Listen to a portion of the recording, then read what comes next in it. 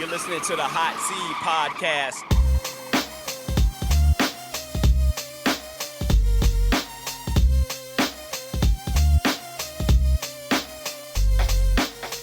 Welcome all. I'm Sean, along with my co-host, Earl. Yo. Dave. Yes, sir. And you know what it is. We're just dads with mics, gamers with headsets, and a whole lot of unfiltered conversation. And as always, make sure you follow us on Instagram and Facebook at the Hot Seed Podcast. Be sure to listen, like, rate, review, share, and most importantly, enjoy on Apple Podcasts, Spotify Podcasts, wherever you get your favorite shows.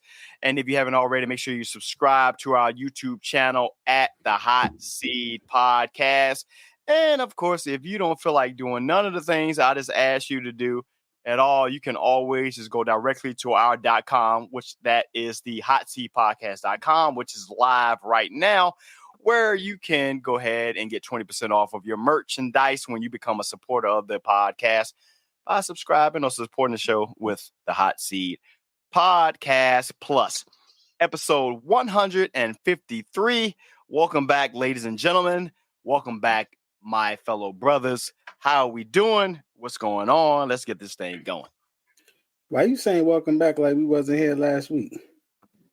Well, first of all, it might be for the people who might have just be starting off with us on episode 153. I don't know. So it always has to be welcome back. Because I honestly, Earl, thought you were gonna get him on how he broke down merchandise into 3 words. Nah. Merch and dice. Nah. Yes, after last week, he has no room for anything because he can't talk about words. That's right. You can't. What I say? You're in a doghouse because you can not challenge my usage of the English vocabulary and my vernacular because you didn't know what communicable was and you thought it was not a word. So we're not going to talk about that right now. I'm just saying. How you doing, David? I see you got the what's the word I want to look for? The adult rehydration in hand. So how you doing? Yes, sir. Brought to you by not that episode, but Tropical Beer Hug. Good. Shout I like Eric. Who's that by? What company is that? Goose Island. Goose Island. All right, so Goose Island, you know what I'm saying? Yeah. We are supporting your product. Like right now, I actually am having a high noon tequila seltzer, grapefruit. So, anybody who want to tap in with the show, just let us know. And Earl is over there drinking tap water. So, whatever. No, I'm drinking Monkey Shoulder. Oh shit, there we go. Monkey. You know what, boy? There you go. No. And the water on the side. It's been a day. And the water on the side. Well, it's been a day for Earl. Let him be at peace. I believe it. He's trying to practice. Motherfuckers got me fucked up. That's all I'm right, saying. You know what? Go right into it. Let's go. Nah. I don't know if we can go too deep into this one. I don't want to address it on here because it's not. We don't want you. But I just say motherfuckers got me fucked up. Let's just say school is back in session and we'll leave it there. Yeah. All right then. I know one thing. I don't know if y'all feel it. I am in straight pipe mode because I feel that football season upon me. Between that NCAA, between regular NFL football, I am here for it. Just all the talk, everything going back and forth. So yeah. I don't know about y'all. I'm here. You already see. I got the W. I had to pull out the fitted. For the day because I'm feeling good, feeling good for the first time in like a many years. So I'm absolutely positively feeling that same energy. I feel a lot better than all of the campus and the fans of Florida State who went all the way out across the pond to get their ass whooped by Georgia Tech. I missed that. I missed the game. Yeah, I missed the game, but I saw the highlights. I was like, because I believe they were ranked number 10. If I'm correct, I may have that wrong, but they were ranked. Yeah, and, I believe it's there. Yeah, and Georgia Tech went out there and whooped that ass. But I'm a Miami fan anyway, so the hell with Florida State. I apologize, but whatever. Earl, tap in, man. How you doing? I mean, I was all right till the end of the day. Oh, fair enough. You know what I'm saying? I'm trying not to be a nigga. Excuse my language. Oh, but every now and again. You gotta remind motherfucker, like my man Kendrick said. Sometimes you gotta pop out to show niggas. You hear me? Oh man, shit. Nah, man. It's gonna be one of those episodes I see already. All right. All I'm gonna say is, let me put my professional hat on. You ever notice how people do their professional hat on after they cussed you out respectfully? You be like, respectfully speaking, I'm not gonna speak on what specifically. I just say in general. Fair enough. When you have to address something, especially if it's on a professional level, the number one thing to always do is you got to take your emotions out of it. Facts. And sometimes it's okay to say, you know what? I can't respond right now because if you talk to me right now, I'm gonna have to walk that back. And sometimes you can't walk certain stuff back. Right. But also too, you gotta, sometimes I like to call it professional aggression. Sometimes you have to hit people with that because you need to let motherfuckers know that you ain't no bitch. I like that term. And then you also need to let people know like, like I'm professional, but like let me bring you to this front of the congregation and let you know what the fuck type time I'm on, because this is what we not about to do. So, and I'll leave it at that. But other than that, I can't complain. I'm going to Delaware tomorrow. That transition was smooth. You know what I'm saying? Going to Delaware tomorrow, hanging with the family. I'm excited. I'm going to get in the pool. Last little bit of time. It's feeling like a little bit of fall weather, which I kind of like, but, going to Rehoboth. So, I like it. And football is back. Colorado comes on tonight, so I'm ecstatic. Hey, shout out to Howard for being sponsored by Jordan. Didn't know that. Absolutely. I like it. Let me piggyback on that, because it's without going too deep into the weeds with it. There is, and we talk about it a lot, there is a lack of accountability in the world in which we operate right now. And correct me if I'm wrong, Mr. Wallace, if I'm saying anything wrong. Your frustration seems to stem from a lack of accountability. Yes. And then some. And I will say that this has been a week. It has been actually, it's been a few weeks for me.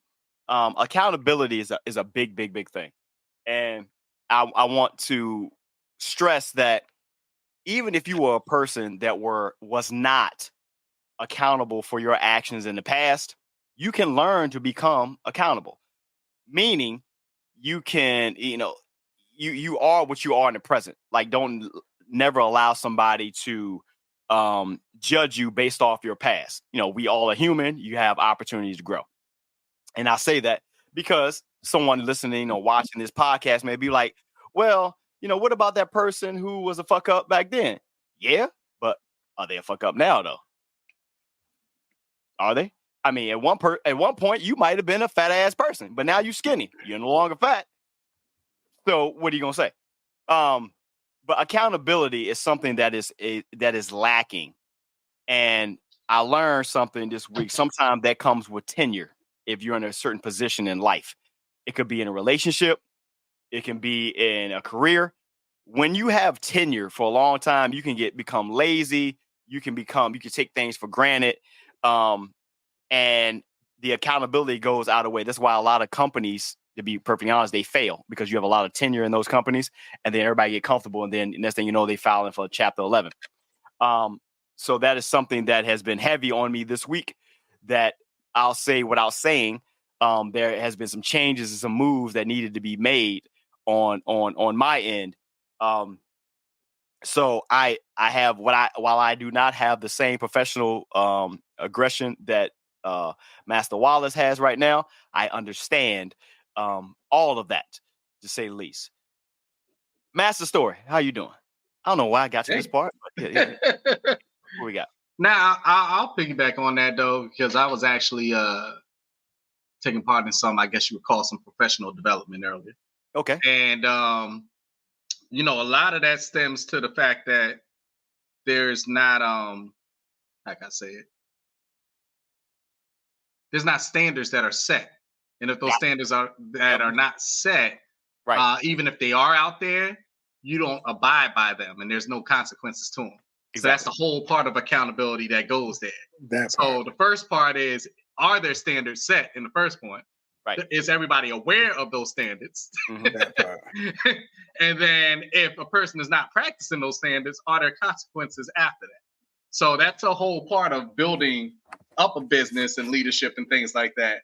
But I'll tell you what, a lot of places, just businesses in general, while they may have standards that if you ask them for them, they can pull them out and show them to you, a lot of people don't even know. You know, this is a yearly thing that you should be going over. Not to get this deep in the weeds, as you said, but this should be a yearly thing that you should be bringing everybody refreshed on, almost to the point of even signing off on. Right. That's your protocol. You know, you got new people in that business. I'm pretty sure Earl has new people within that school system and things like that. Mm-hmm. How are they supposed to know? You know, so these are all things that, number one, you got to set those standards. Number two, you got to make sure that everybody understands those standards. And then number three, if somebody doesn't abide by those standards, what are your consequences? Because if any of those things fall apart, you don't have a good running business. Exactly. Let's go directly into our first talking point tonight. And this is going to talk about leadership and accountability. You got Ant-Man versus the OGs.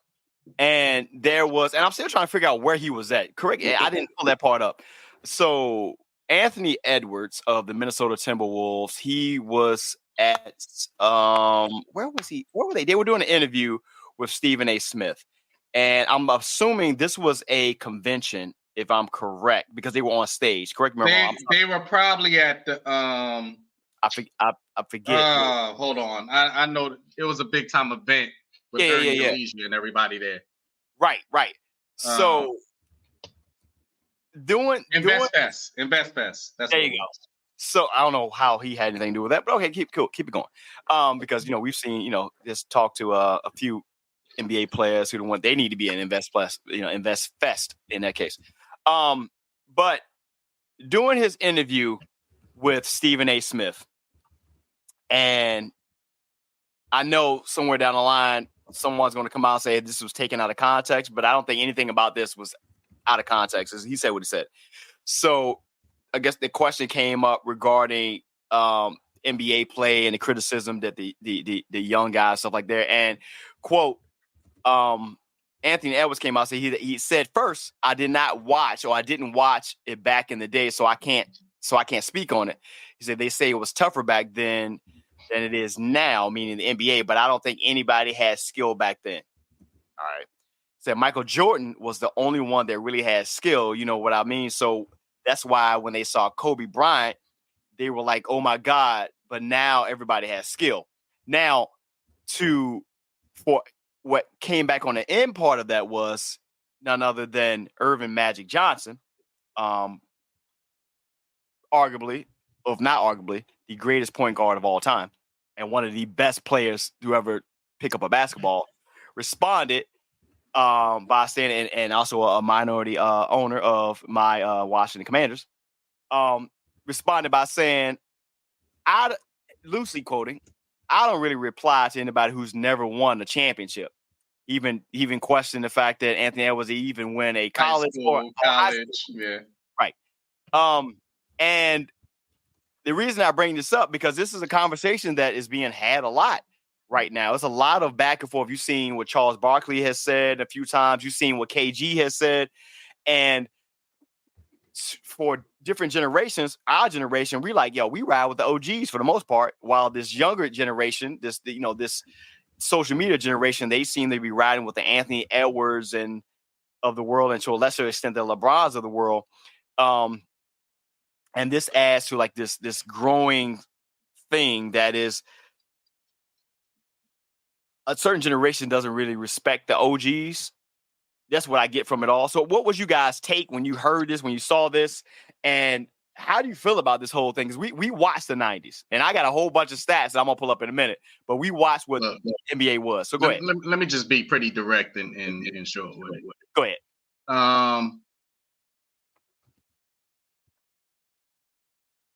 Why can't we just humble ourselves sometimes and realize the people that you are speaking about are the reason why you're here. That's a fact. So instead of comparing, do we know now that the players that are playing today are more athletic than the ones back then overall? Yes. We've spoken about that before. That's an obvious thing to see. Mm-hmm. But why don't you speak about the fact that you probably wouldn't have a profession, a job to report to, the money that you're making if these people didn't, these non-athletic, what do you say? Non-skillful people would basically be there. Well, those non-skillful people are allowing the pathway that you have right now. More than Michael Jordan, because there was somebody before Michael Jordan. And I'm a huge Michael Jordan fan. So I think it was just an uneducated comment that happens too often. Right. To say a whole time period was unskillful besides one person, that's a very ignorant comment. A very ignorant comment. Let me remind you, Ant-Man, who I love watching him play. Were you not the person that was sitting on the bench during the Olympics when it came down to the line and they had to put the best people on that floor to win that gold? I don't believe you were in the game. Yeah. Does that mean you're unskillful? No, I don't say that. They wouldn't say that. But your mouth gets you in trouble. And that's what happens a whole lot. Your mouth gets you in trouble. If you're so great, just show it. Just show it. I don't have to compare from this to that to this. No, we all know Michael Jordan was great, but I can name a whole lot of people that I grew up on that were great. That were great. And mind you, even through the comment that Magic made, Magic could make that comment because he has so many rings. Absolutely. But do you know how many people don't have rings that were still great and skillful? Yeah. And skillful. Now, the person that Ant-Man put out there is the reason why a lot of those people don't have rings, if we're being honest. The same way during this time period, a lot of people don't have rings because of LeBron, if we're being honest. True. So when we speak about it, stop speaking about the fact of what y'all are doing that the other generation wasn't doing, and realize the reason why you're able to do what you're doing right now is because of that generation, and pay more respect on it. Maybe they'll give more respect to you and give more knowledge to you, and then you can move on. The whole point is to advance it. That's the whole point, for you to advance it, not to stay the same or get less, to advance it. I compare it to parenthood with kids. I don't expect my son to be the same as me or less. I expect him to do better. But I'm here to drop the knowledge to my son for him to do better. Right. That's the whole point. I wish my son would turn around and start telling me like I'm unskillful and shit. I'm gonna stop it right there. This the drink talking. Let's just stop it right there. Go ahead, Earl. What you got, Earl? What you got?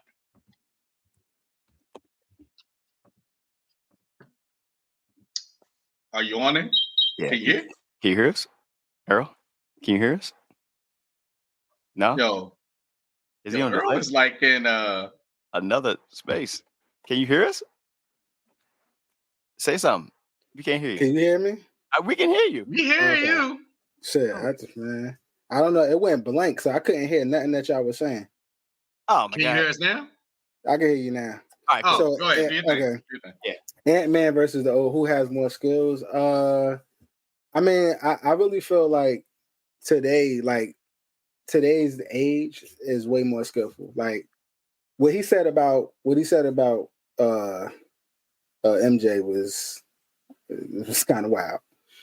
Just remember this, Earl, before you comment. We're speaking specifically on him basically saying that MJ was the only skillful person. Right. No, that's not true. Right. What I will say, now, who's more skillful? To him making the comment that no one. No, that's not true. What I will say is, I mean, there is some validity there because back then, it was really one-dimensional players. Like, I mean, there was more one-dimensional players than players that had more various skill set that could play. It was either a defensive master or offensive master. When you look at But to say that Michael was the only one, I disagree. I mean, you have Michael, you had Pippen, you had Ron Harper, I'm just on one team. Right. You got Clyde, you got Clyde Drexler. Shit. I mean, you had Magic. I mean, Magic wasn't he was more than just a passer.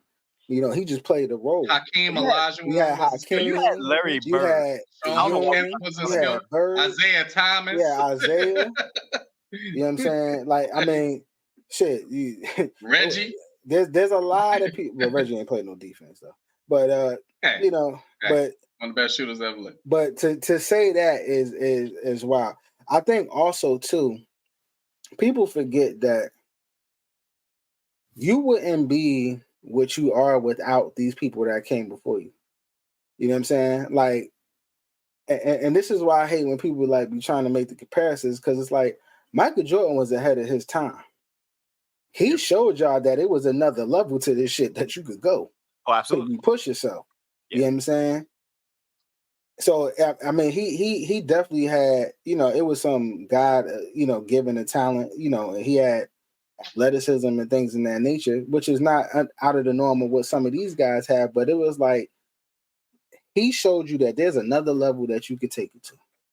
You know what I'm saying? So if anything, to me, he was the godfather of skill sets. You know what I'm saying? You know what I mean? So he was the prototype, if you ask me. Right. But I mean, like I said, I think that I don't want to discredit what he's saying, but it's a little bit of ignorance in there because he wasn't the only one that was skilled. Right. That was skillful. This is what I take. One, what you're saying, like I feel like part of this thing is stimulated by, like most things in this day and age, is stimulated by the image of it all. I'm going to give you guys a quick stat that's going to blow your mind. All right, Gary, get ready. So back in 1990, and I'm going to make sure I pull this up. Did I have it already pulled up in there? Maybe I didn't. I thought I had it up there. Yeah, okay. So back in 1990-91, the highest paid player in the NBA was Patrick Ewing at $4.250 million. That's crazy. The highest paid. The average median NBA salary for the 2021 season is 2.8. The average, we're not talking about the highest, because we know right now, if I'm correct, and we'll talk about it in a few moments, the highest NBA player now for one season is Stephen Wardell Curry, or Wardell Stephen Curry, or however he puts it at 60. You have to put that man government out there. That's vicious. So do that. Okay. Right. That was crazy. I feel like a lot of this is around image wise, because because you're looking at, we were talking about the amount of players, the litany of players who had skill back then. And then a lot of the conversation you see right now that happens with LeBron. They were like, well, Jordan wasn't doing this at 38, 39, 40 years old when he was playing for the Wizards. Let me put y'all in the game real quick, because when Jordan came to the Wizards in 2000, your boy had season tickets. So I was there for both seasons. Jordan came back 37, 38. Mind you, he came back after 3 years being off, and we know Jordan, for everything we've seen, he got his drink, he got his cigars. He took 3 years off, bruh, of just chilling. He was at the time he was the vice president of Washington. Yeah, and baseball. And this was the second time he was out there chilling like we doing right now. We weren't doing shit. Suit and tie on, polos, playing golf, being a president, drinking and smoking, and decided, hey, I got this itch. I'm gonna come back and play NBA basketball, and still came back and still averaged 20 and 5. 3 years off. So a lot of context gets missing, because and he did this without all the technology that your LeBrons and them have now. They had no cryogenic or whatever that shit they use now to help maintain your body. Hell no, you had none of this. He had drink and smoke. Bengay. That's what he had.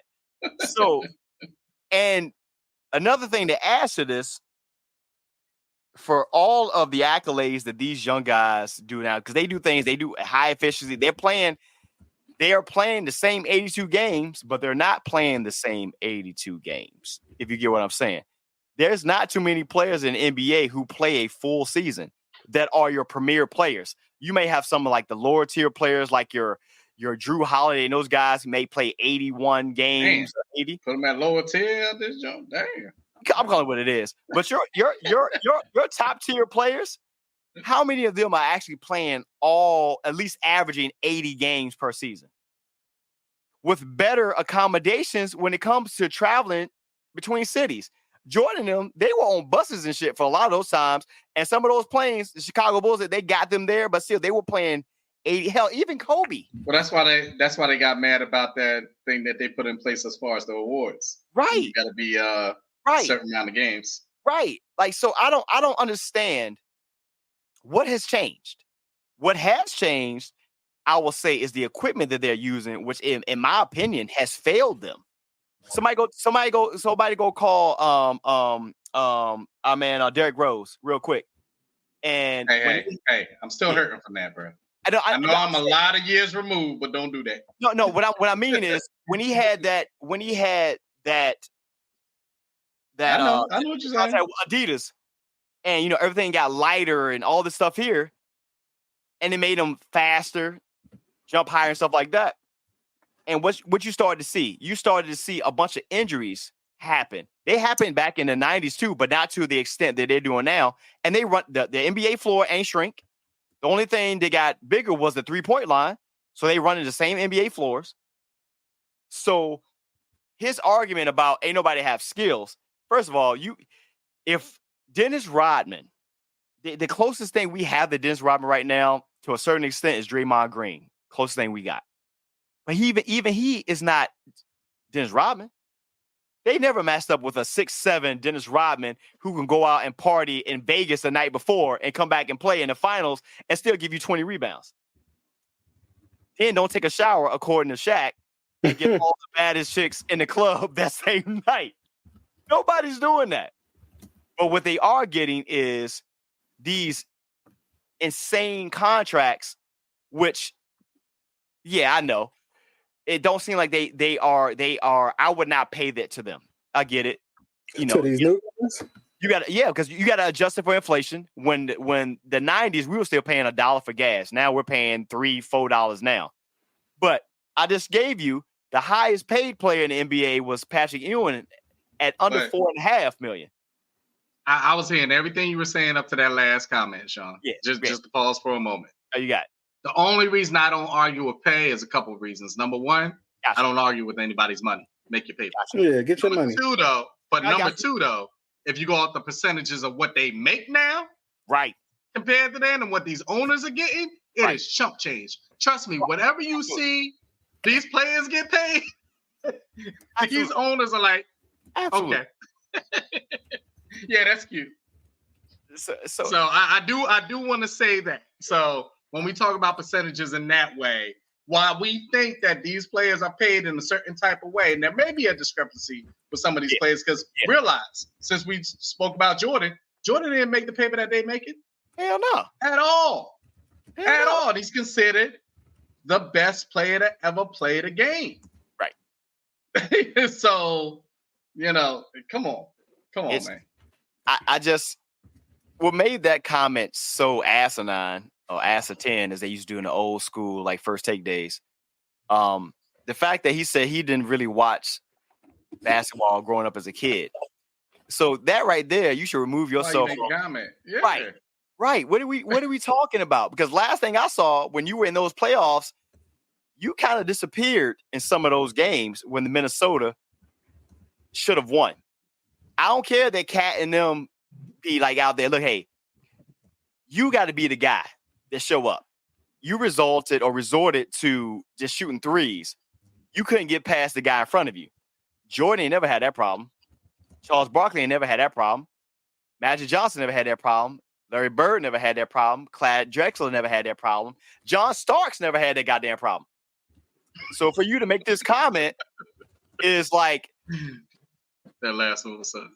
For everybody who says he could have played back in the 90s, and this is where you show your ignorance. For everybody who said these commentators like Anthony Edwards, they was lauding him during the playoffs. Anthony Edwards could have played back in the day. They were calling him the next Jordan. Right. Nah, bro. You got a long way to go. You got a long way to go for that. The closest thing to this day to Jordan, and he doesn't get all the credit is Kobe. In my opinion, he's still but he mimicked Jordan. He did. And he would have been the first one to tell you that. Yeah. Kevin Garnett. Here's another thing. Here's another thing before we get off of it. All these players, even after Jordan, right, that we can consider some of the greats, guess what they didn't do? Talk about the greats. Exactly. Not in a bad way. Exactly. They gave praise to them. When you talk about a Kobe, when you talk about a LeBron and people like that, you know why the older heads respect them? Because they respect them. Exactly. You get what I mean? Like, I'll be damned. I don't care if you came up behind me as far as in the same business and you did better than me numbers-wise and stuff like that. There has to be a respect factor that's there because, like you explained earlier, you have more to deal with, to work with. Yeah. You know what I mean? Like, it's a respect thing that I think some people, they think they got to compare to certain things to big themselves up. And no, just let your game prove it. Right. Some of the best people that ever played the game, like I said earlier, never won a chip. Exactly. Never won a chip. But they're still to this day some of the best players that I've ever seen play the game. So I don't know what he was shooting for with the comment and the whole the only person skillful back. Come on, man. I know he sat back and walked away from that interview and was like, did I really just say the only skillful person during that whole time period? Now, what Earl was saying was right. Once again, do I feel like these players today are more skillful and more athletic and have more of an all-around game than back then? Yes. That's an easy conversation to have. But are you going to dismiss everybody back then that's not named Jordan? Are we being serious? But let me push back on that though. Do they have a better all-around game now? Because last thing I saw, half of them don't even have a mid-range game. So it's either you pull it up. Some of them may not have a mid-range game, but I would say overall across the board, I think so. I will say that. Between athleticism and things like that, I think today's game, the pace that it moves at and things like that, it is on a different level. When you have centers that are shooting threes and you know what I mean, things like that, like I'm trying to think back to that time period. Let's say just the 90s and early 2000s. Who was like a big man that shot threes besides maybe a Dirk? We talking about you're about 90s because Dirk was more so like 2000s. We're talking about 90s. I said 90s and early 2000s. Yeah, you're talking about Bill Wennington types and those guys. Like, you got like I think Will Purdue maybe. No, they weren't. I'm a Bulls. No, he never kicked it out to no Will Purdue for no three. It was that one now B.J. Armstrong and Steve Kerr and people like that, and maybe Hodgins. Maybe Vlade? Ray Hodgins, yeah. Nobody was scared. Put it this way: think of a big man that I don't care if they hit a three before. Shit, right. Patrick Ewing could have hit a three before. Were you scared if I kicked it out to Patrick Ewing for the three? No. I mean, I think it was more about size because I think, and I'm gonna look up real quick. You had guys that you know one, Earl. The first one I can think of as a big man that scared me at the 3-point line was Dirk. Yeah, I mean, I don't know. And they're considered a big man, but you're talking about, look at Larry Bird was 6'9". He wasn't considered a big man then, but now, he's considered a big man because the way they play the game now, for the most part, you take Jokic and him aside, but a lot of these guys, 6'9", 6'10", they're playing the center position. Larry Bird was playing small forward at 6'9", killing it. And is another person that when he made that comment, I was like, what the fuck are you talking about? You ain't never heard of Grant Hill? If it was not for injuries, Grant Hill, and I'm not even a fan of him because he played for Duke, but I'm a fan of him because he was so fucking cold. Tracy McGrady. Bro, and Grant Hill was better than Tracy McGrady. Like, if anybody remember, go back and watch tape on Grant Hill, and you was like, God, dang, injuries derailed it. You skill? Fuck out of here with that. You can't have these guys can't even play defense. What are you talking about? You got motherfuckers out here getting paid almost $300 million, can't dribble with their left hand. Fuck you talking about? What are you talking? You know what? Let's go something else before I get hot. And you know, talking about. Slow down. Baby sick.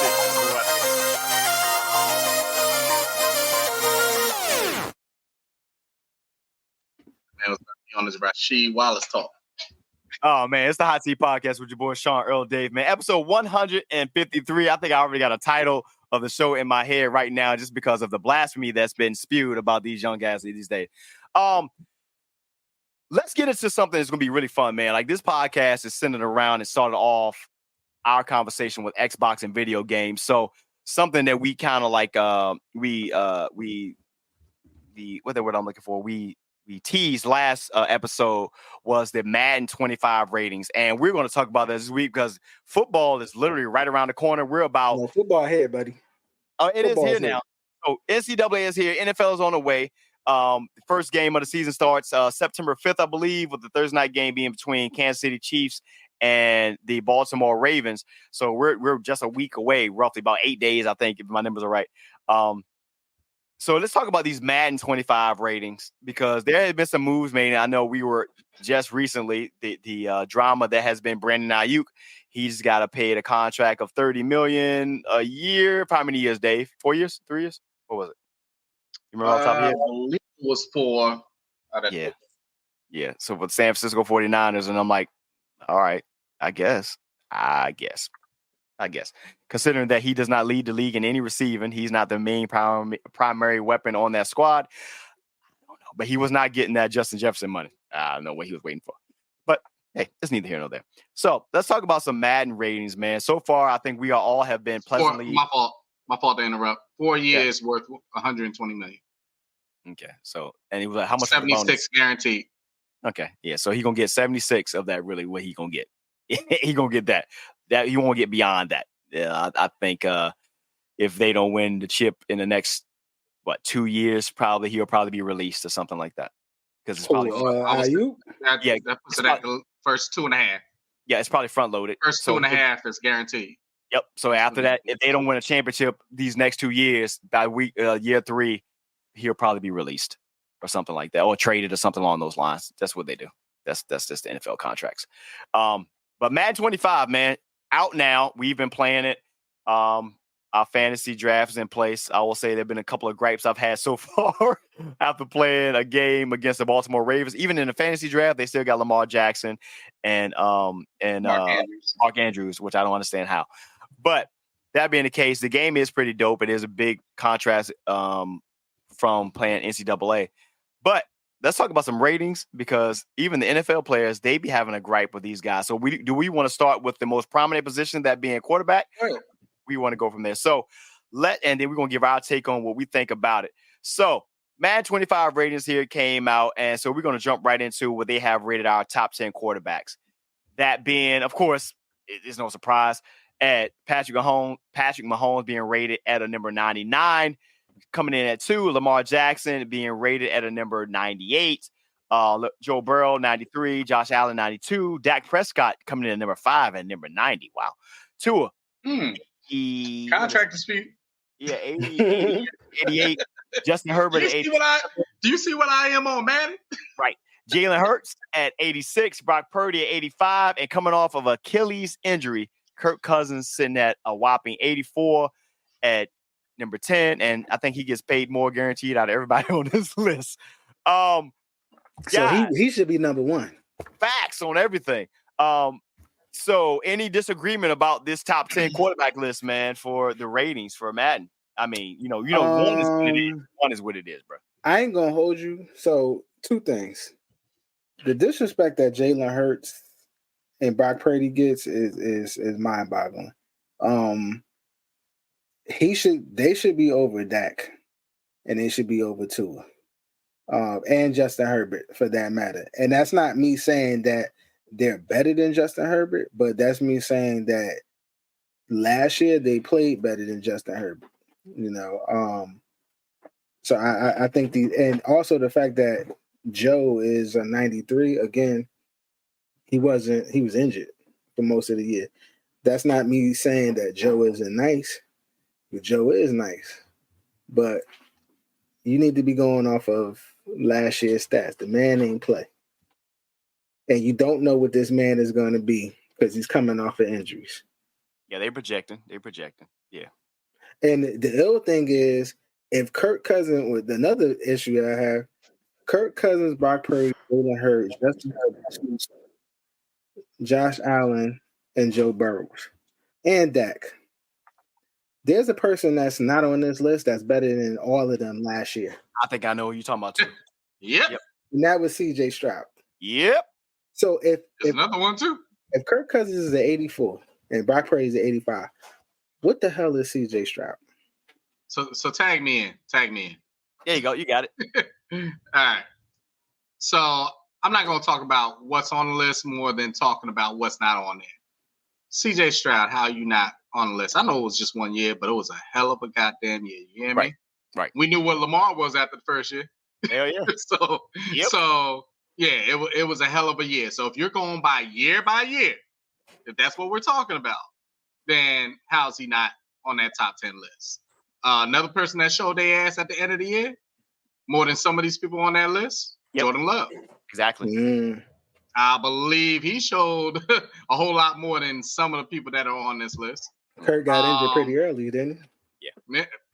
Just saying. I hear people talking about this team, whether being in the NFC Championship or whether being in the Super Bowl or maybe even winning the Super Bowl. Shout out to Gary. But have you seen Goff's stats since he went over to the Lions? Yeah, pretty good. I'm just pointing this out because when we're talking about some of these teams and stuff like that and some of these players, okay, Kirk Cousins, and, I got love for him. I think he's a very good quarterback. But him and Dak, we're having the same conversation about. The difference is Kirk gets paid and Dak is trying to fight for his pay. Mm-hmm. But neither one of them got over the hump.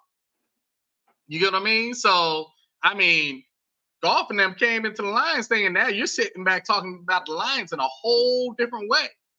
Barring injury and barring the fact that Sam Darnold is not there right now, Matthew Stafford puts up hella numbers every single year. So there's plenty of quarterbacks that I'm like, we could deal with these top ones. But when we start, weeding out some of these ones that go from like 5 down, I'm like, if I'm going head to head, just talking about who's the better quarterback. Yeah. Forget about better team for a moment. The better quarterback. I don't know. Because some of these people that I just named, I just think are better than some of the people that are on that list. I don't know what you think. What you think, Sean? So I'm going to tell you right now, if you're going to leave somebody off, and y'all may disagree, I would have left Jalen Hurts off and had C.J. Stroud in that spot. And I'm gonna give you numbers because if you're talking about last year, because we're talking about now the NFL has been overwhelmed by all these stat counters and stuff like that, so that's how they gauge stuff. I want to give you Jalen Hurts, his stats last season. Okay, Jalen Hurts' stat last season: passing 33,858 yards, 23 touchdowns, 15 interceptions, quarterback rating of 89.1. C.J. Stroud, who was a rookie, if I recall, on a team that is not even remotely as good on paper as the Philadelphia Eagles, because he had the Houston Texans. We thought the Houston Texans weren't even going to make it beyond 8 wins. C.J. Stroud last season, 4,108 yards, 23 touchdowns, 5 interceptions, quarterback rating of 100.8. How is he not in the top 10, but Jalen Hurts is? How? If you put C.J. Stroud on the Philadelphia Eagles last season, That's a different conversation. Hey, San Francisco is playing Philadelphia in the NFC Championship based off those numbers, since they always go about numbers. So I don't know how they do this. And now you see the things in Philly don't look too crazy. There's a lot of turmoil happening out there. There's a lot of things that they left off of this, based off of what I don't understand. To Errol's point, I don't know how they. And then Jordan Love. Hold on. Yeah. Stay there for a second. Go ahead. Put back up that list. I got you. So let me just preface this by saying that I think this person is going to turn into a great quarterback. And if he's not one, he's going to be weeded out very quickly with the coach that is there, which is Jim Harbaugh. Mm-hmm. Why do we talk about Justin Herbert so much? You can bring the list down now so we can see. Why do we talk about Justin Herbert so much? I mean, he's on the Chargers, right? Yep. They haven't done shit. Now, once again, I'll preface this the right way. Their line has sucked. So I don't think he's a horrible quarterback or anything like that. And the coaching is non-existent. It hasn't even been there. So yes, you can put the question marks there on that sense. But let me just show you something real quick, since we're doing stats. I'm going to go Justin Herbert, and I'm not even going to tell you the other person, okay? Right. Justin Herbert, percentage of completion last year. This is just last year, 65%. The other person, 64%. Right. Yards for the season, Justin Herbert, 3,134. The person I'm talking about, 4,159. Right. So over 1,000 more yards. And he did get injured. He was out for 4 games, but go ahead. That's fine. Gotcha. Which happens to him also. So that's another thing to put out there. Right. But he gets hit a hell of a lot of times. Right. So touchdowns, 20 compared to 32, with the whole thing on what you just said. Yep. Yards per attempt over 7.2. Justin Herbert pretty much at the same 6.9. Interceptions, Justin Herbert has 7. The other person has 11. Right. Now, sacked wise, 29 for Justin Herbert. The other person, 30. Now, the person that I am speaking, and I just want to see one other thing real quick. So yes, the person I'm talking about did play all 17 games compared to Justin Herbert's 13. All right. So the person that I'm speaking about is Jordan Love. Yeah. Person I'm speaking about. Yep. So we're going by year by year. And once again, we all agree with this. This is a person that was brought in the right way. Right. Was able to sit behind a legend for years. No matter all the turmoil that everybody wanted to spew up through the media and stuff like that, he got to learn off of this man. We got to watch, got to see how pressure is and stuff like that.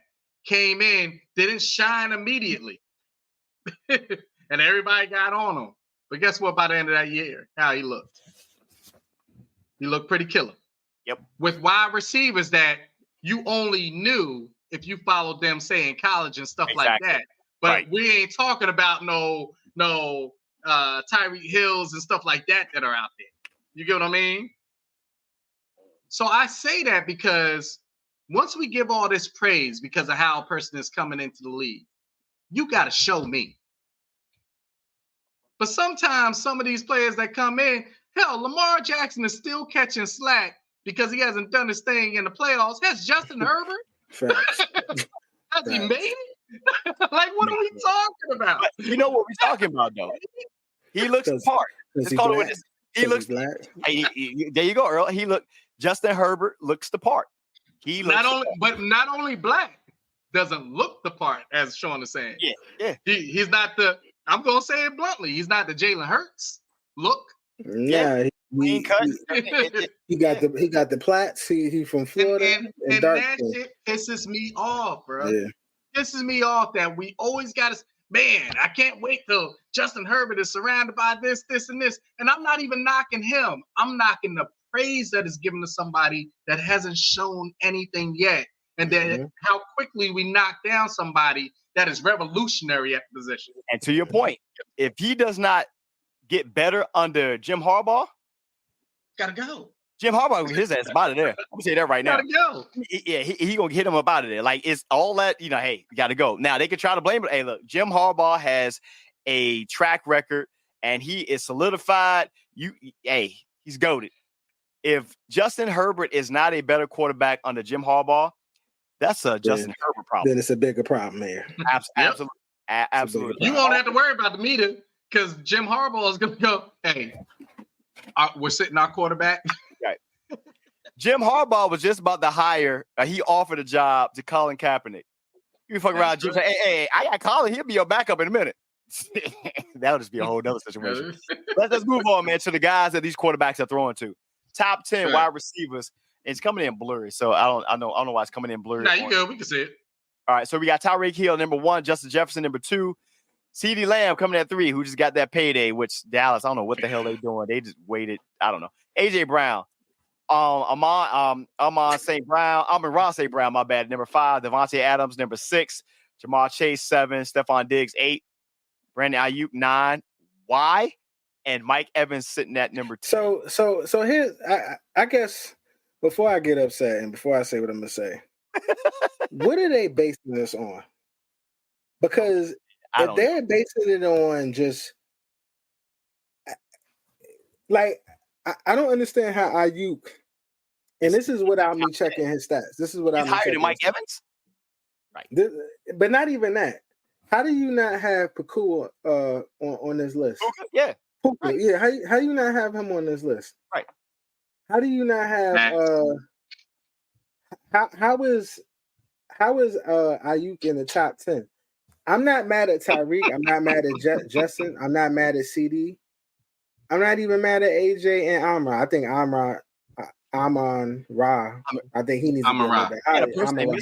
What happened to Amari Cooper? Devontae Adams, he's nice, but productivity wise, he wasn't that, and that's because they wasn't giving him a ball. Yeah, he should be. It's not his fault, but not last year. Yeah, it's not right. I just don't understand. Like, and I know I'm missing some other ones, but one off the top of my head, Pakua. I know I'm butchering his name. Puka. How was he not on this list? How? And Puka was actually shit. How was what's the name from the Browns not on this list? Because he was kicking ass. Right. Amari Cooper. Yeah. He was kicking ass. No. How was he not on this list? Matter of fact, let me look it up before I start putting my foot in my mouth. Brandon Ayuk, he averaged 17.9 yards per catch. Amari Cooper averaged 17.4. After him was Noah Brown, which Washington just grabbed from Houston. Thank you. How is Dallin Collins not on this list? Like, you said, I ain't gonna lie. How is DK not on this list? Yeah. Like, for real. Like, you're looking at guys. I don't get it. I don't. And I know DK had a good year. He only had 66 catches. The quarterback play was but yeah. So all right. So listen to this. This was the NFL receiving yard leaders from 2023, 2024. So last season. So number 1, Tyreek Hill. So that's correct. Yep. Right. CeeDee Lamb was number 2. Mm-hmm. Amon St. Brown, number 3. Right. Nakua, number 4. Yep. AJ Brown, number 5. I forgot about this cat. DJ Moore, number 6. Okay, they got Akua. Justin Fields throwing to him. Go ahead. They got They got Ayuk on here as number 7. I didn't realize he had 1,300. So I take that back. That's usage though. And Collins. Nico, which I just said, he's number 8. How is he not on this list? Mike Evans, number 9. You know what I'm saying? And another person I just said who needed to be on this list was Cooper, Amari Cooper. He's number 10, and then Keenan Allen was number 11. Chase is number 12. Diggs is number 13. Devontae Adams is number 15. Jamar Jefferson was number 19. Let me ask you this. In what world is Stephon Diggs, Brandon Ayuk, those two in particular, hell, even CeeDee Lamb, are better than AJ Brown? Seriously? Like, am I wrong? I mean, A.J. Brown is a nightmare for corners. Nightmare. And he's not even on the list? That's bananas. Oh, what you got? What you got? I mean, AJ Brown was right there, wasn't he? Was he? Did I miss it? He's on the list. Yeah, AJ Brown is right there. I'm sorry, I was about to flip out. You're right. He right there. I'll take that back. AJ Brown is on there. Yeah. All right. So I'll need roll that one back. I just think AJ Brown is better than CD. Yeah. I like him because he's I think it's more preference because I like physical receivers. Brandon Ayuk wouldn't have made this top 10 list. Nah. Like I would have had Amari Cooper in his spot. I ain't gonna hold you. I think Brandon Ayuk got off because of the system he was in. You also had CMC. So many weapons. Yeah, right? You had Debo. CMC. You had freaking Debo. You have Kittles. Like all of them cats is being covered. Nobody is sitting back saying they're scared. Right, of Ayuk. Brandon Ayuk. Exactly. When I see top 10 wide receivers, I need to be scared, bro. Right. I'm not saying he's not very good. I mean, hell, I'm a Giants fan. We'll take it. Right. But I'm saying to you in the sense of when I see top 10 at these positions, I need to be like, oh yeah, that's solidified. I don't care if it's 1 or 10. That there's no question. Right. You know what I mean? At 10. Maybe there's a question about, should number 11 be above 10 or number 12 be above 10? But I'm sitting back and I'm just like, I love Devontae Adams, but if we're going off of last year, what are we talking about? Like, what? What are we talking about? Let's keep it moving. Let's keep it moving. So we got wide receivers. You want to jump to the defensive side? That's fine. Where you going? So I know what to pull up. Edge rushers. They impact the game probably as much as quarterbacks, to be honest. Shout out to Lawrence Taylor. Whatever you're saying, you on mute. Right now, I have a huge problem with this because Max Crosby needs to be number 1. He needs to be absolutely number freaking 1. Because he's white. No, it's not even that. Because he's a fucking beast. He's a beast. No, Max Crosby is number 1. Then I'll put Myles Garrett as number 2. Myles Garrett is beast too. TJ Watt, all them beasts. Lawrence, Nick Bosa, was he there the whole season? He was there, but they were just so bad. They were so bad. They were just bad. Like they, it didn't. Well, I'm thinking about Joey. I was like, nah, Nick Bosa, they were good. Okay, yes, brother. 49ers. I mean, it was just kind of like, okay. I mean, the defense was not the thing that really carried San Fran last year for the most part. It wasn't. I mean, they still did that thing. You talking about Nick Bosa and what's his name, Greenlaw and but no, that was because remember with injuries and stuff, they had to lean more on their offense last year more than anything, because the defense had started to get injured and stuff like that. Then of course they brought Chase out there, that didn't work out too well. The secondary was not as good, so the offense is really what powered them through last season. Myles Garrett, that's number 1, bro. That's the toss up between him and Max Crosby, in my opinion. Like Myles Garrett is, bro. He won like 3 games. He's a freak, bro. He won 3 games for Cleveland by himself. He's a problem, bro. He's an absolute problem. Micah Parsons, him, Max Crosby, and TJ Watt. There's no question of them being on the list. Undeniable. Josh Allen did his thing. Yeah. Khalil and Hendrickson, he don't get the respect that he deserves. He does not. He's an absolute problem. I'll take all of them, to be honest. Who's not on the list that should be up here, though, you think? Question. When we say, because I'm looking at a different list. Ends. Defensive ends, yeah. Okay. Because I think I know what you're about to say, but yeah, defensive ends. You looking at the defensive tackles? I didn't pull that one up. No. I think he's thinking about like edge rush, like linebackers that some of these linebackers. Next. Like strict defensive ends. Okay. Like, so I'll leave it there. Yeah, let's go right into linebackers. Linebackers, Fred Warner, Roquan Smith, DeMario Davis, Levante Davis, CJ Mosley. I can't even pronounce his name. That man started with an F and an O. I think that is. So So a lot of. Wait a minute. So I'm confused. So I'm really confused now. No biasness, right? No biasness. Go ahead. I fucked with Fred. Fred Warner is number one up there. Roquan did his thing. I'm confused. What I'm concerned with is I don't understand how Thibodeau isn't up here. He had 11 sacks. I got you on that. Let me ask another question. I'm definitely not a fan of this team. Where's Parsons? No, he was on the end. He's a defensive end. So he's so go back to that? Yeah, so if you go back to Micah. So go back to that. Yeah. He's the end. He's in that number 2. Is the edge rusher. My bad. I didn't see that. They moved him. Yeah, they play him more at defensive end than they do. He's an edge rusher. Off of last year? He's an end. Wow. Yeah. No, I'm saying how high they got him. Okay, wow. All right. But that's another thing I don't agree with. I felt like Greenlaw, he got injured, but Greenlaw and Bobby and them should have been a little bit higher. CJ and them should have been higher. Yeah. A lot of San Francisco 49ers on this list though. Like, well, at least a couple.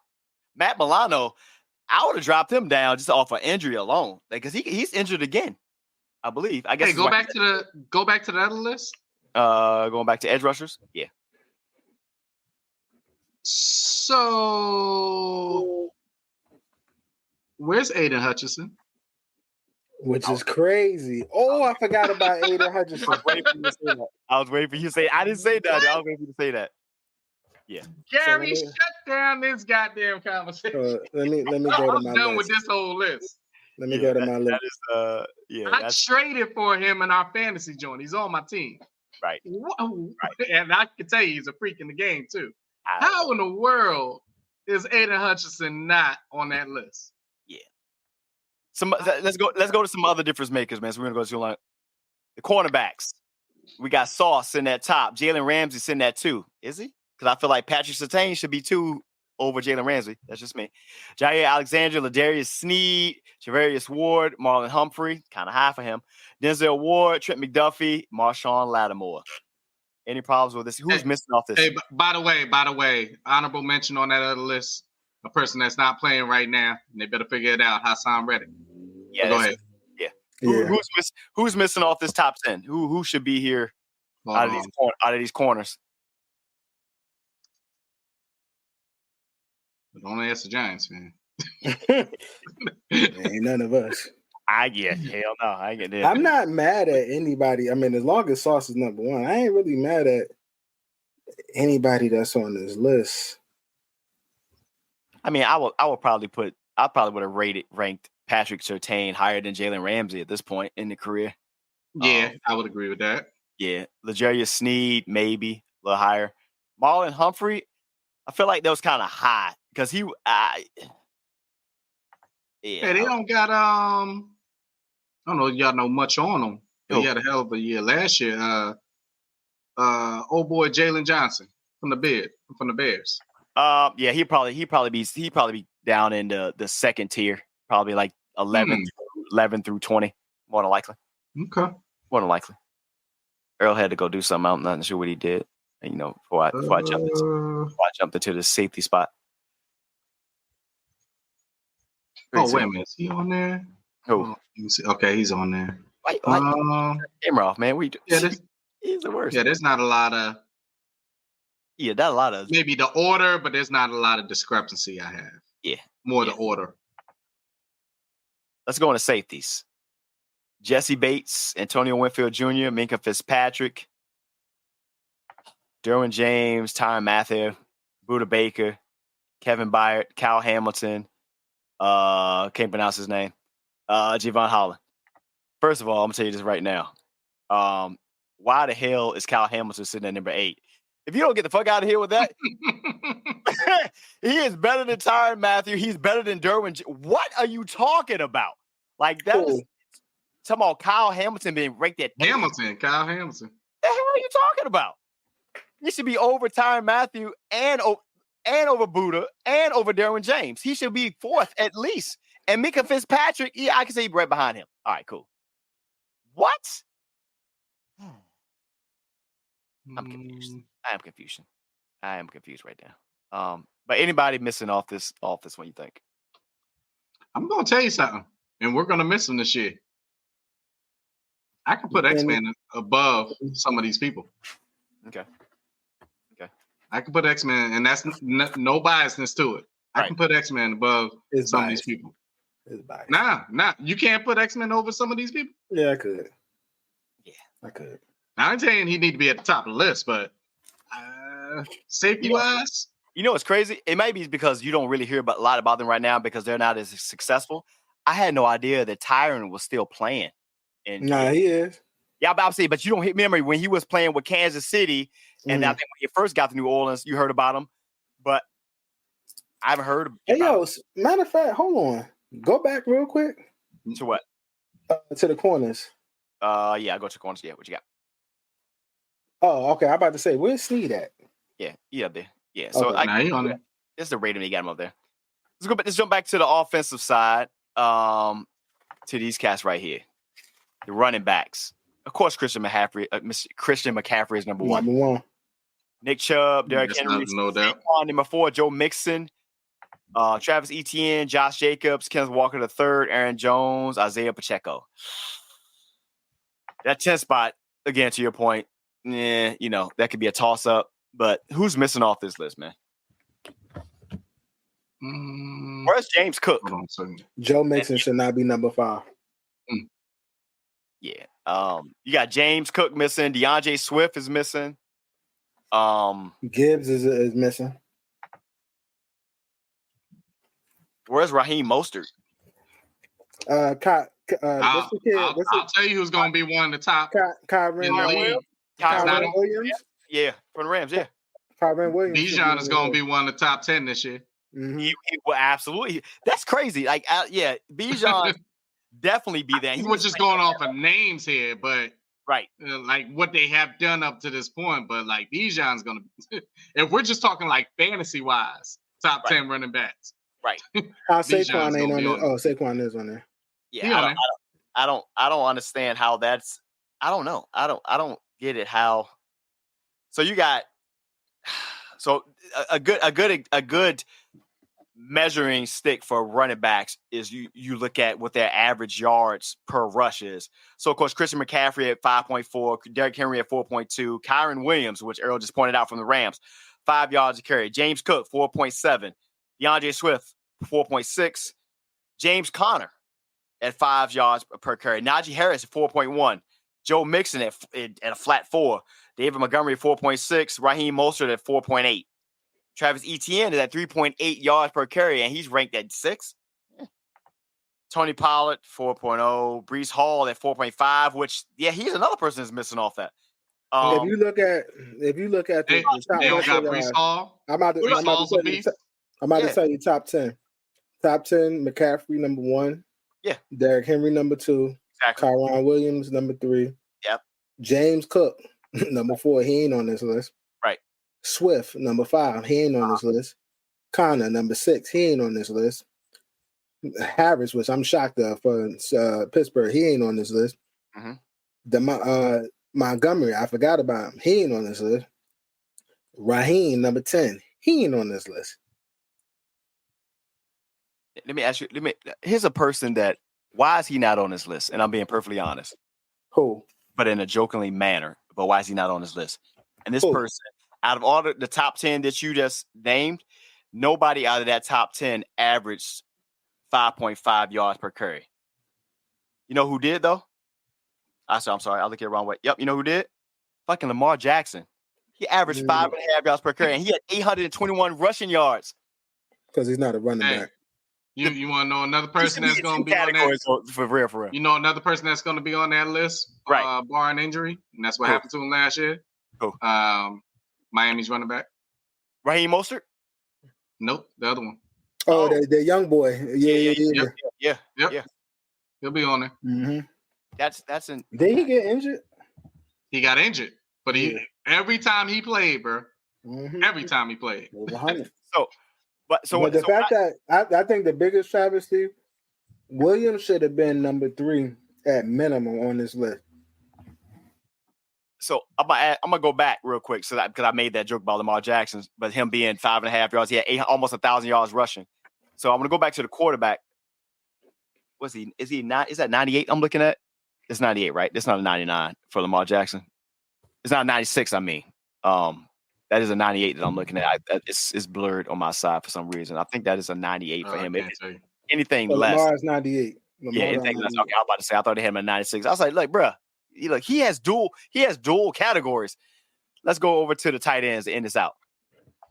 Tight ends, Travis Kelce, George Kittle, Mark Andrews, TJ Hockenson, David Njoku, Evan Ingram. Wow. Sam Laportier, Dallas Goedert, Dalton Schultz, and Colt Kmet. Who are we missing? Who are we missing? It's not even who they missing. I feel like everybody's on here.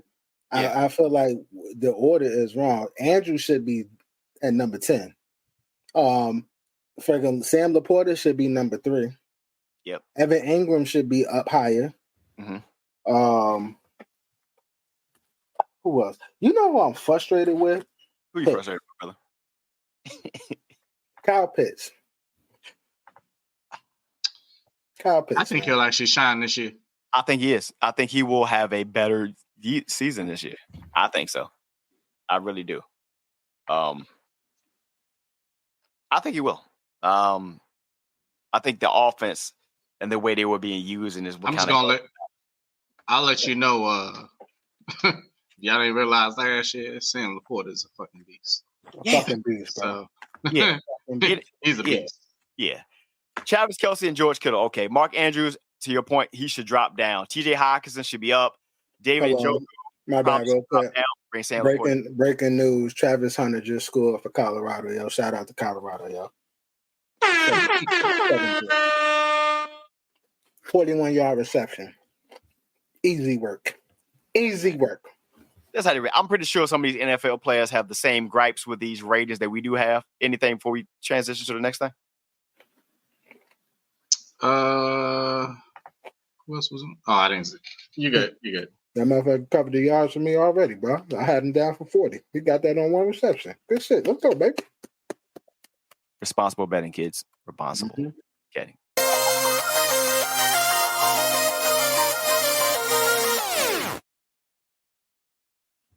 I see podcast with your boy Sean Earl Dave. Hey, let's get into some not so breaking news, man. This one is going to be quite interesting to say the least. Y'all ready? Mm-hmm. Let's go. Not so breaking news. All right, so all three of us have been to Mexico, right? So I think all of us have been to Mexico. Some parts of Mexico. Typically, when you go down to Mexico, what's like if you had like to get fruit and stuff? What's typically the things you get as far as like fruit and otherwise? Like, what do you enjoy? I have to look. What do they specialize in? Mexico was I want to say pineapple, maybe? No, am I tripping? I mean, you mean off the resort? No, in general, like off the resort like that. Yeah. I got you. So they got bananas and shit, and but what's their fruit? They got so they got mangoes, papaya, avocados, of course, avocados from Mexico. You've seen those commercials. So one thing I've never thought about getting while I was down in Mexico was watermelon, and I love watermelon. And they put drugs in watermelon. Do they ever? So apparently $5 million worth of methamphetamines were disguised to look like watermelons. Wow. At the Mexico border. I mean, I can see now why Trump wanted to get this wall up down, but he just doing it the wrong way. But when I say I had to get the image up so y'all know what we're talking about when we're talking about this right now. So I have the image up here somewhere, which is insane to me, but maybe I don't. I thought I did. I thought I had the image ready for you guys to go.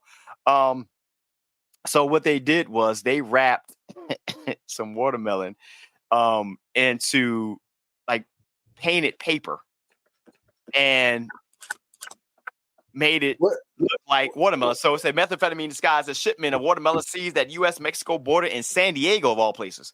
So a truckload of methamphetamines disguised as a shipment of watermelons was seized at the U.S.-Mexico border, crossing in San Diego. U.S. Customs and Border Protection said the methamphetamine, valued at more than $5 million, was found on August 16th when the cargo aboard a tractor trailer from Mexico was unloaded for a detailed inspection, the agency said in a statement.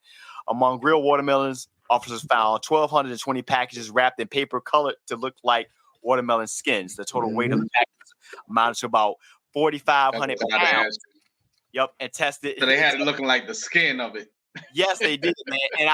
And it was crazy. It wasn't real watermelon.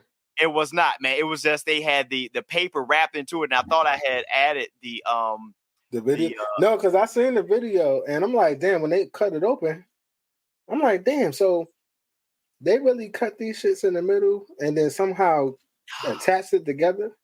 Yeah, yeah, bro. Like that was a lot of work done for no reason.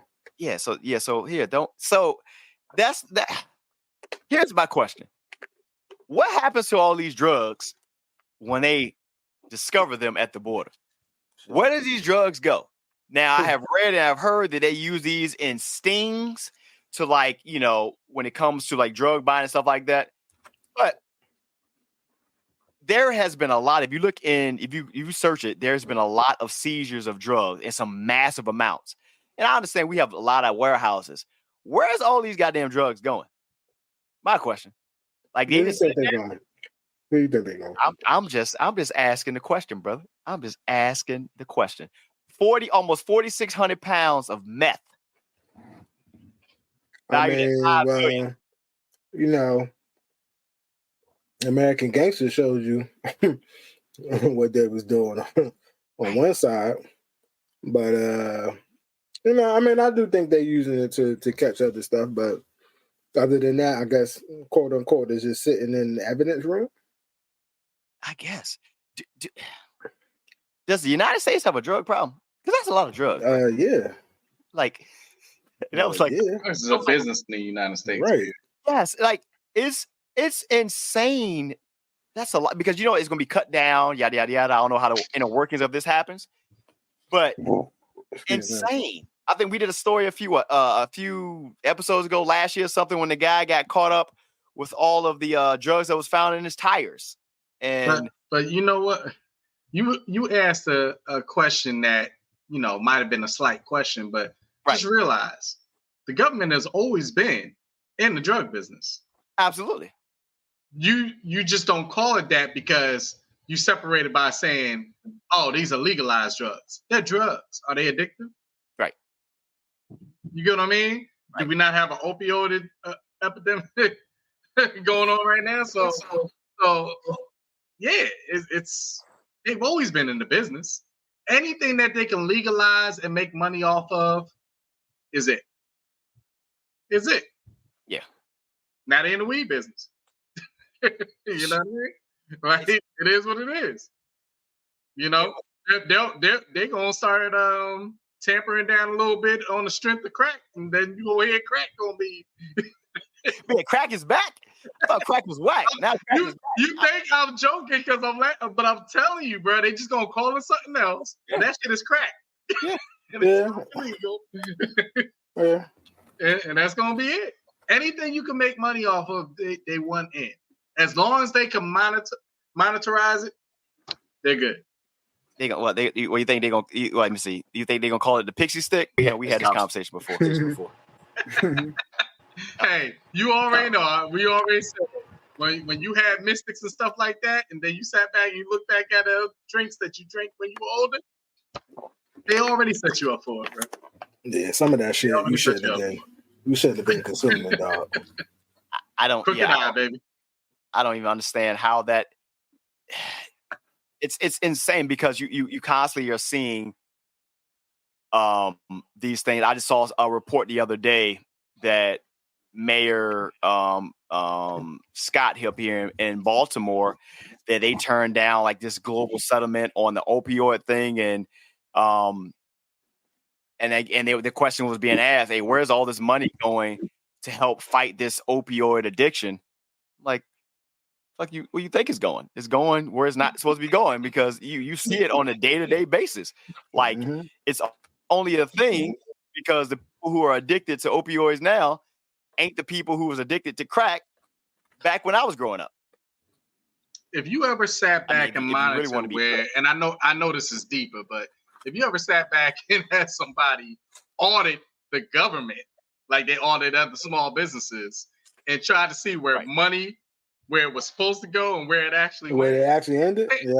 Think about it when you pay taxes, you talk about all these road projects that never end.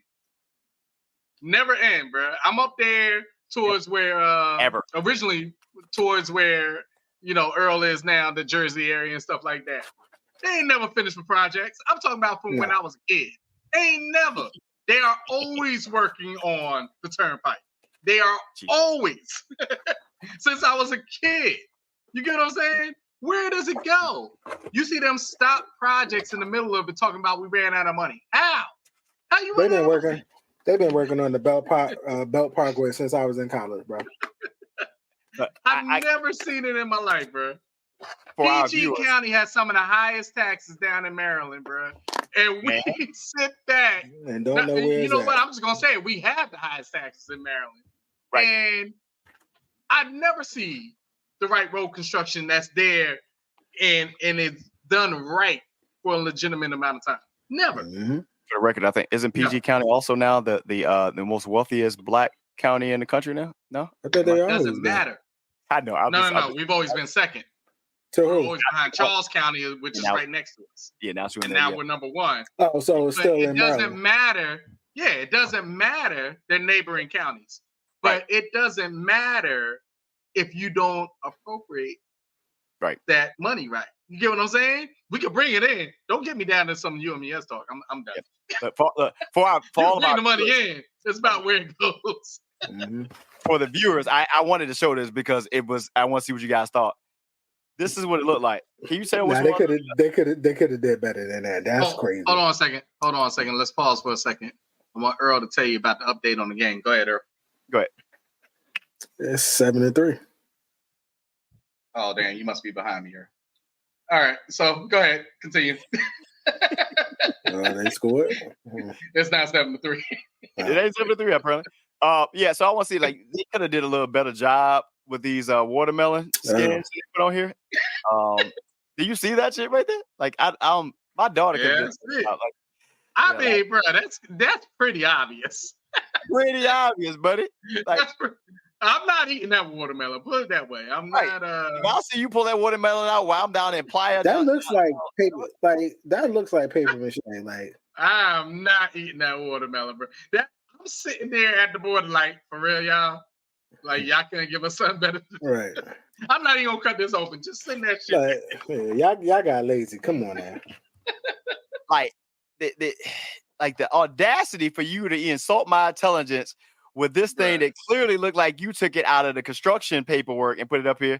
But they tried it though. They tried it. I guess I guess. Hey man, I guess it's up there with that boy's head that is out there. All right, keep going. It's the world we live in. I swear this is the world we live in.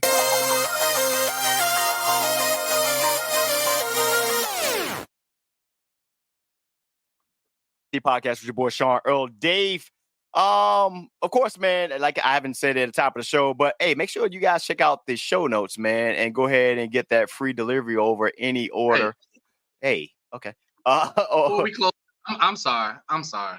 I'm sorry. I tell you, Instacart, please excuse him.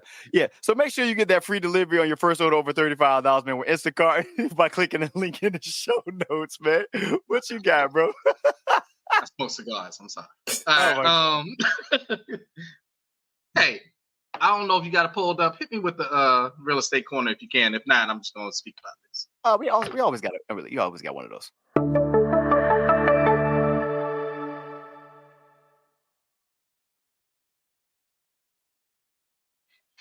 Real quick on this real estate corner, I was telling y'all last week about rates coming down.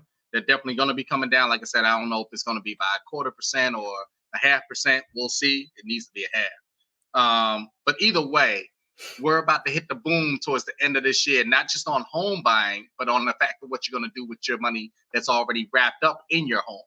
So for any homeowners that are out there, and I am not a licensed lender yet, notice the word yet, but I put that out there because a lot of people are going to hit what is called this refinancing boom. And before you jump in the fact of just refinancing, remember there's other options that you can do that are out there. So I just wanted to speak to you real quickly on the fact of the difference between a HELOC and a HELoan. A HELOC stands for a home equity line of credit. It's just like a credit card. So imagine if you were doing certain things to your home. I'm not saying for you to open up this line of credit so you can sit back and go out and buy a car. You can do that with it, but I wouldn't advise that. I'm talking about things that are going to add value to your home. You're looking at certain landscaping towards the front and back of your home. You're looking at painting your house. You're looking at remodeling, refinishing, say, the bathrooms and kitchens and things like that, or doing an add-on in addition to the house. All these different type of things, HELOC and a HELoan. But what are the difference between the two? So I told you the HELOC is the home equity line of credit. The HELoan is a home equity loan. The difference between the two, the HELOC is a line of credit, just like a credit card. So they're going to give you a certain amount, let's say out of your equity. It's normally about 80% of your actual equity that you can borrow. Okay. So let's say you have $200,000 worth of equity. Okay. So if I'm gonna give you 80% of that, that will be 160,000 of that 200,000. You could borrow up to that. That doesn't mean you need to take the whole 160. You may sit back and say, all I need is 80 of that 160. Out of that 80, that's your credit line used against your equity on your home. Now, out of that 80, I may sit back and say, I want to add a patio or a deck or whatever to the back. Say that's going to run you $30,000, $20,000, whatever it is. You charge it to that equity line, but you're using it to increase the value of what? Your home. So even though it seems like you took something out on your home, you're actually increasing the value of your home. And these things are financed over 10, 15, 30 years. So it's not like you got to repay it right back within, say, a 5-year term. You can set it up on 5 years. That's all up to you. But there's a repayment time period on that. And as far as being able to draw from it. So let's say on a 30-year term, you're able to draw for the first 10 years. Then the next 20 years after those 10 years are actually a repayment time where interest hits and things like that. So just know that on the fact of the HELOC. A HELoan, the difference is a lump sum. So if I give you $80,000, you got to give me back that $80,000 plus interest. So boom, here's just a loan for you. So line of credit, you're only paying back what you taking from me plus interest. So $80,000 is the credit line, but you only charge 40 to it. It's 40 plus interest. HELoan is 80,000. Boom, here's the 80,000. So if you know roundabout what with you no need, interest, with no interest. No. All of them are going to be hit with interest. But here's the other thing: when you're going out and getting these personal loans, think about what that interest is going to be compared to what a HELOC and a HELoan is. You see what I'm saying? If I can get a HELOC at say 8%, but I go out and get a personal loan at 16, what's better? You see what I'm saying? And I'm using it towards the value, taking it from the value of my house of what I paid for. So think about this. That equity is out there for you. If you never use that equity, what is it there for? What is it there for? I brought my house, for example, let's just say at $400,000, but now the equity on it is meaning that it's worth $600,000. Why are you telling me that I can't use my $200,000 of equity? Right. Or I'm going to go out and use the bank's money and pay them back a high interest rate. No, I'm going to borrow against myself.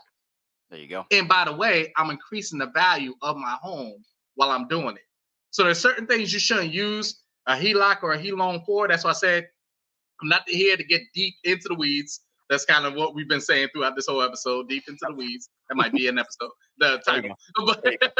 I'm all right. But I say that to you because there's always options out there, but a lot of us just don't know how to tap into them and that they're even out there for us in the first place. Don't think you always got to borrow from the bank or do these things at a high interest rate. Know that you're building up equity in your home.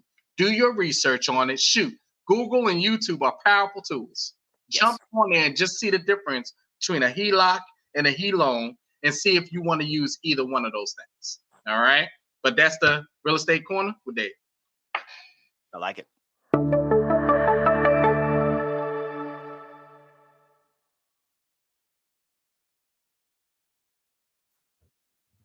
It's the Hot Seat Podcast with your boy, Sean Earl. Dave, Of course, this podcast won't be what it is if we hadn't taken our Xbox Live conversation over to the podcast space where we're giving you all of this great content. So as always, make sure you follow us on Instagram and Facebook at the Hot Seat Podcast.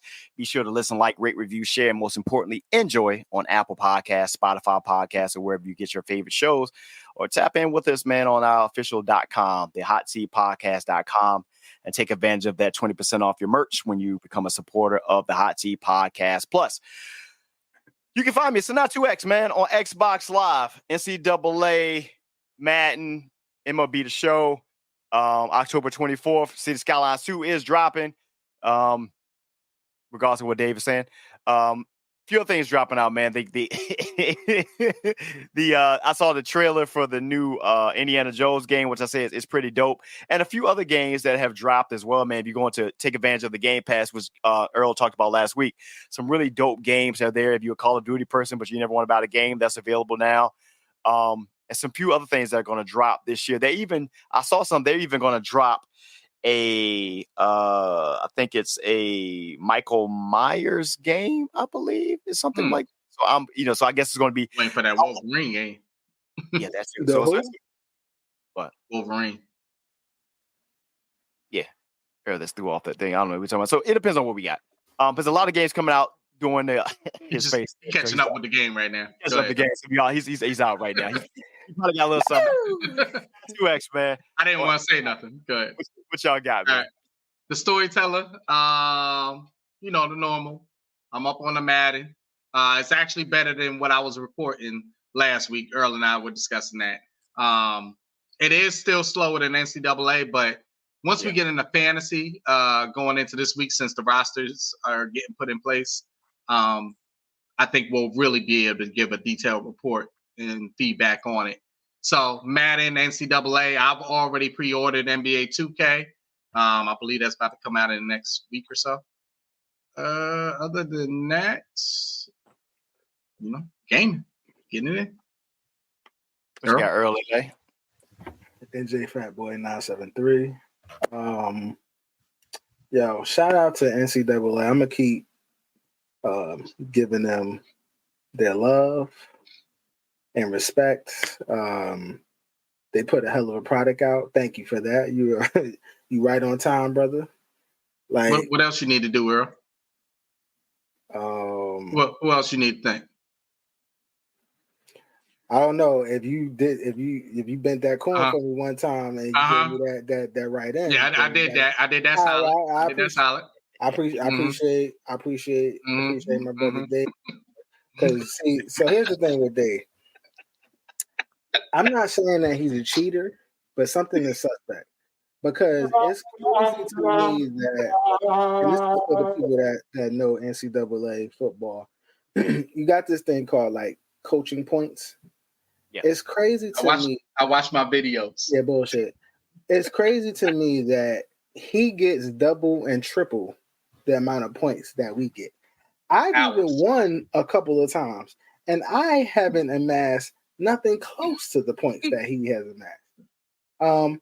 But my guy's an elite recruiter, his guy's an elite recruiter. For whatever reason, they just go there. He gets 25 5-star recruits every freaking year. I could barely get 10 to 12, 14, 4 stars, so he's a good recruiter. I give him that, but I just feel like he put in a code like left down upright ABC or ABX. So when I do it with San Diego State, what you gonna say? You cheated because you put the same code in that you used for this one. Up, down, left, right. Yeah, I expect you to do that. Oh my god! Yeah, man. So, but shout out to Dave, man. Dave been killing the game, man. You know what? And I will say, Madden is not as bad as it initially started off. Trust and believe, though, they still have to pick it up because it doesn't hold a candle to NCAA, but it's not as bad. One of the things that will keep us happy is that you figure out this NIL situation, but you figure out a way to make sure that we can import our draft classes into that league, to NFL. I'm with it. Before we get out of here, man, one thing, I'm late and a few dollars short, much to the dismay of my good brother Dave here. I do have a ticket to go watch Deadpool on Monday. I'm way behind, but like life had been life, man. I get into it, but life. I got caught up with life a little bit, so much so that yesterday, if you guys have been paying attention to the IG, they re-released Batman into theaters for the 85th anniversary of Batman. I didn't get to go watch the re-release of the Batman in AMC theaters, which is at 6:00 yesterday. So, but I did go there and was able to get the exclusive collectible Batman Spotlight itself. I went in there. I didn't have no ticket. I just went in there just to get the Spotlight. They came with a large popcorn, and there we go. So yeah, that's what we are doing. How old are you? Old enough to go out there and spend money on shit that I could do because I want to, and my wife supported it. So And even though we know life is lifing, not to bring it up in this sense, but I already drank through my drink. But happy belated heavenly birthday for your pops, man. Yeah. Appreciate it, man.